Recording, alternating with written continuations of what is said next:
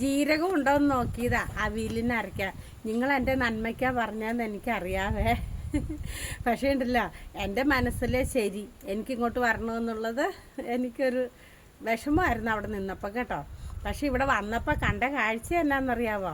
കറക്റ്റായിട്ട് ആഹാരവും കഴിക്കാതെ ഷുഗറിൻ്റെ മരുന്നും കഴിക്കാതെ ഭർത്താവ് ഇതിലെ കൂടെ നടക്കുമായിരുന്നു. അത് കണ്ടപ്പോൾ എനിക്ക് വിഷമം തോന്നി. കാരണം എൻ്റെ സ്ഥാനത്തെ ഞാനാണെങ്കിൽ അത് കറക്റ്റായിട്ട് എടുത്തൊക്കെ കൊടുക്കും. ഗുളിക കയ്യിൽ കൊണ്ടേ കൊടുക്കും, വെള്ളവും കൊണ്ടേ കൊടുക്കും.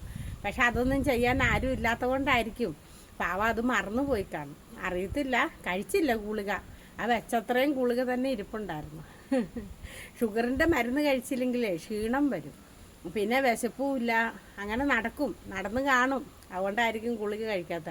പക്ഷേ ഉണ്ടല്ലോ, ഞാൻ കറക്റ്റ് സമയത്താണ് വന്നേ. എനിക്കെല്ലാം കുറഞ്ഞേ.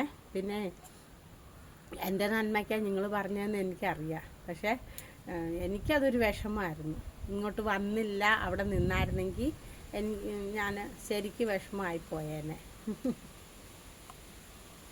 അയ്യോ, നമ്മുടെ പകരമാകാൻ വേറെ ആരെക്കൊണ്ടെങ്കിലും പറ്റുമോ അല്ലേ? പറ്റുമോ?